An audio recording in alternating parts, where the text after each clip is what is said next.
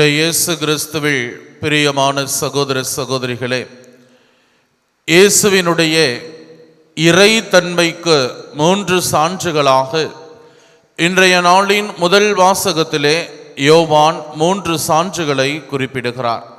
1 நீர், 2வது இரத்தம், 3வது தூய ஆவியார்.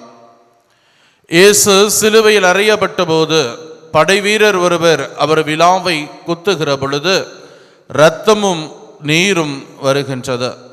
இதைதான் யோவான் எழுதிய நற்செய்தி 19ஆம் அதிகாரம் 34வது இறைவசனத்திலே நாம் வாசிக்கிறோம். சாதாரணமாக ஒரு மனிதனின் உடலை குத்துகிற பொழுது இரத்தம் மட்டுமே வரும். இயேசுவினுடைய விலாவிலே ஈட்டியால் குத்துகிற பொழுது இரத்தமும் நீரும் வருவதை, இங்கு நீர் என்பதை அவருடைய மனித தன்மையும், இரத்தம் என்பதை அவருடைய இறை தன்மையும் குறிப்பதாக புனித யோவான் குறிப்பிடுகிறார்.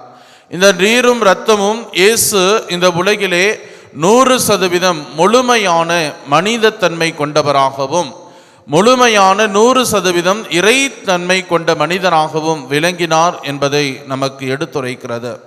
தூய ஆவியானவர் என்பது அவருடைய பிறப்பு முதல் தன்னுடைய பணிகாலம் முழுவதுமாய் அவர் தூய ஆவியானவரின் தூண்டுதலால் ஏவப்பட்டு தன்னுடைய வாழ்நாள் முழுவதுமே தூய ஆவியானவரோடு இருந்தார் என்கிற இந்த வசனங்கள் எல்லாம் நமக்கு அவர் இறை தன்மையோடும் மனித தன்மையோடும் இவ்வுலகிலே வாழ்ந்தார் என்பதை நமக்கு எடுத்துரைக்கிறது.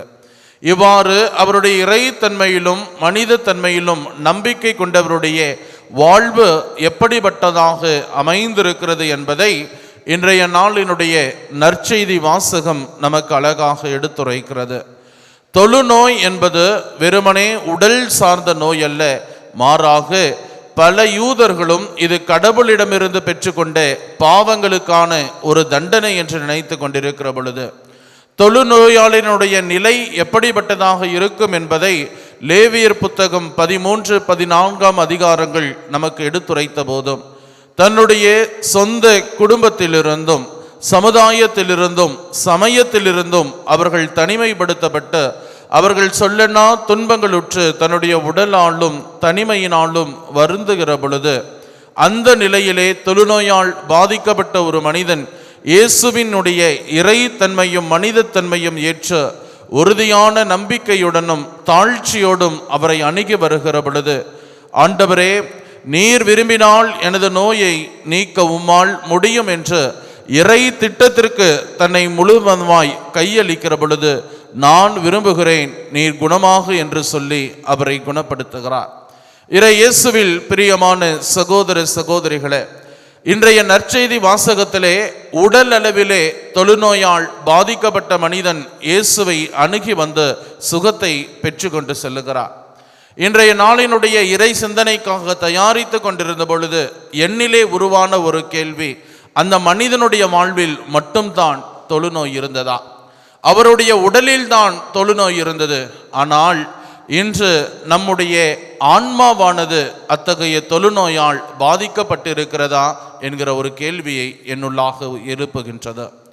பாவம் என்கிற தொழுநோய், பல்வேறு அடிமைதனங்கள் என்கிற தொழுநோய், போதை பொருள்களுக்கு அடிமையாகுகிற தொழுநோய் என்று பலவிதமான சமூக நோய்களால் நாமும் அத்தகைய தொழுநோய்களால் பாதிக்கப்பட்டு இருக்கிறோம்.